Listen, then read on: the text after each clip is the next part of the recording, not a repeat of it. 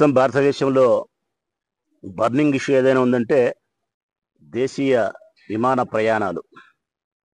భారతదేశ ప్రభుత్వం, నరేంద్ర మోడీ గారి ప్రభుత్వం సిగ్గుతో తలదించుకోవాల్సినటువంటి పరిస్థితి.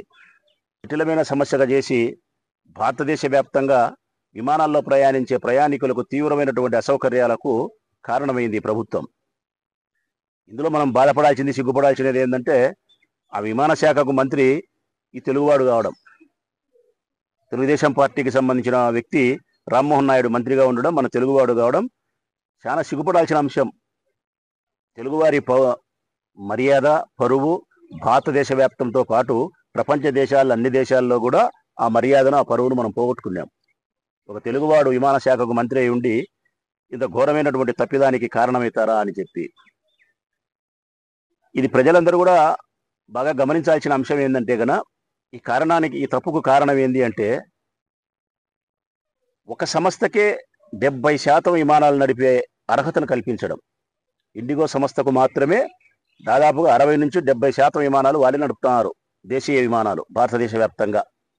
ఒక రాష్ట్రం నుంచి మరొక రాష్ట్రానికి అంతా. ఒక 30%, 40% మాత్రమే టాటా కంపెనీలో మరొకటో నడుపుతూ ఉన్నాయి. ఈ ప్రైవేటు పరం చేయడం వలన ఎంత అసౌకర్యం ఏర్పడిందో ఒకసారి గమనించండి ప్రజలారా. ప్రభుత్వం విమానాలను నడుపుతూ ఉంటే సమస్య లేదు, లేదా పలు సంస్థలకు ప్రభుత్వం గన అప్పజెప్పింటే గన ఇంత ఇబ్బంది లేదు. ప్రభుత్వం నడపకపోవడము, ఒక సంస్థకే 70% విమానాలు నడిపే పరిస్థితిని కల్పించడం వలన ఇండిగో సంస్థ ఈరోజు వాళ్ళు ఆడిందే ఆట, పాడిందే పాట. ఎంత అసౌకర్యానికి గురవుతున్నారంటే ఈరోజు 10 రోజులైంది ఇప్పటికీ.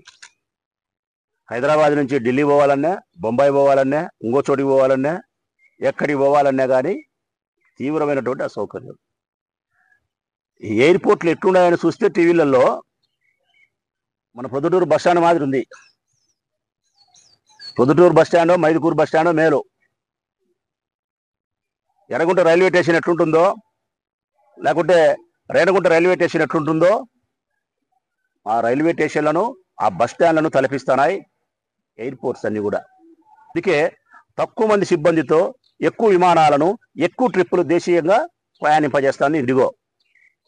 వారు నడుపుతూ ఉండబడిన విమానాల సంఖ్య ప్రకారము ఒక ఊరు నుంచి ఒక ఊరికి పంపే ట్రిప్పులు ఎన్నైతే ఉన్నాయో దాని ప్రకారం అయితే కనీసం అంటే ఇంకొక 2000 మంది పైలట్లు కావాలా వాళ్ళకు.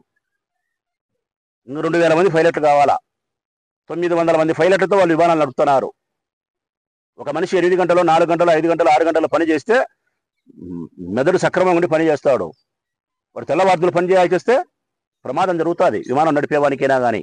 మనుషుల యొక్క ప్రాణాలు గాలిలోనే కలిసిపోయే పరిస్థితి ఉంది. ఎక్కువ మంది పైలట్లు పెట్టుకుంటే 4 లక్షలు, 3 లక్షలు, 5 లక్షలు నెలసరి జీతాలు ఇవ్వాలి. తక్కువ మంది పైలట్లతో, తక్కువ మంది ఆఫీస్ సిబ్బందితో ఎక్కువ విమానాలను, ఎక్కువ ట్రిప్పులను నడపడం వలన ఈ అసౌకర్యం జరుగుతుంది కాబట్టి, ప్రమాదం జరుగుతుంది కాబట్టి మీరు సిబ్బందిని పెంచండి అని చెప్పి భారతదేశ ప్రభుత్వం చెబితే మాకు కుదరదని చెప్పి వాళ్ళు మొండికేసి భీష్మించుకొని కూర్చొని ఈ పని చేసినారు. ఇప్పుడు ప్రభుత్వం ఏం చేస్తుంది?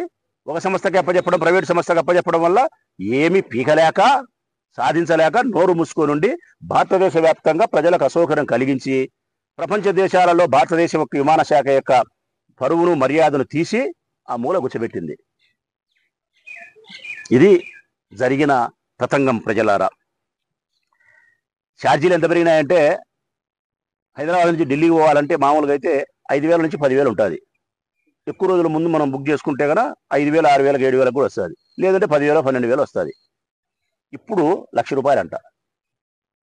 ఆంధ్రప్రదేశ్లో మెడికల్ కాలేజీలు ప్రైవేటు పరం చేసే కూడా ఇట్టనే ఉంటుంది. సేమ్ ఇట్టనే ఉంటుంది. ఆడ కట్ చేస్తే ఇట్టనే.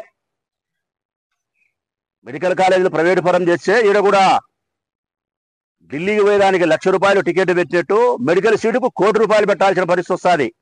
₹1,00,00,000. ఆడ ఎట్లయితే ఛార్జీలు పెరిగినాయో ఈడ సీటు యొక్క ధరలు అట్లే పెరుగుతాయి. ఆడెట్లయితే భద్రత లేదో ఈడ చదువుకు నాణ్యత ఉండదు. ప్రభుత్వం నడిపితే విద్యకు నాణ్యత ఉంటుంది. ప్రభుత్వం నడిపితే తక్కువ ఫీజులతో పిల్లలు విద్యావంతులవుతారు. ప్రభుత్వం నడిపితే సౌకర్యాలతో కూడిన విద్యార్థుల యొక్క చదువు సాగుతుంది. నారాయణకి ఇస్తే అక్కడ ఇండిగో సంస్థకి ఇచ్చినారు అన్ని, ఇక్కడ నారాయణ సంస్థకి ఇస్తారు. నారాయణ సంస్థకి ఇస్తే ఏం చేస్తాడు? ఆడ ₹1,00,000 ఢిల్లీ పెట్టినట్టు మెడికల్ సీట్ ₹1,00,00,000 పెడతాడు. తక్కువ మంది పైలట్లతో నడిపినట్టు తక్కువ మంది లక్షలతో తక్కువ మంది సిబ్బందితో వ్యాపారం చేస్తాడు. వ్యాపారం ద్రోహ చింతన. ఇంకా నారాయణ ఉద్దేశం అయితే డబల్ ద్రోహ చింతన. ఇదే కదా జగన్మోహన్ రెడ్డి చెప్పింది. ఇదే అయ్యా, విద్య దూరం అవుతుంది, వైద్యం పేదవారికి దూరం అవుతుంది, బడుగు బలహీన వర్గాల పేదరిక వర్గాలకు సంబంధించిన పిల్లల యొక్క కళ కలగానే మిగిలిపోతుంది డాక్టర్ కావాలనేది అని చెప్తే మా మాట వినాలే. కరెక్ట్గా ఇప్పుడు దేశ విమాన సౌకర్యాలకు సంబంధించి మెడికల్ కాలేజ్ సంబంధించి లింకు కరెక్ట్గా సరిపోతుంది. వీడికైనా బుద్ధి రావాలా చంద్రబాబు నాయుడుకు. ఆడ ఇండిగో సంస్థకు మాత్రమే ప్రైవేటు పరం చేయడం వలన ఏ అసౌకర్యం ఏర్పడిందో ఈడ మెడికల్ కాలేజ్ నారాయణకో పుల్లయ్యకో సుబ్బయ్యకో ఇచ్చి ఇదే పరిస్థితి ఏర్పడుతుందిరా స్వామి. జగన్మోహన్ రెడ్డి గారు చెప్పింది సత్యము, 1,00,00,000 సంతకాలు ప్రజలు చేసినది సత్యము. అందుకే నా బుద్ధి మారాలా, నా మనసు మారాలా అని చెప్పి మనసు మార్చుకుంటే పర్వాలే.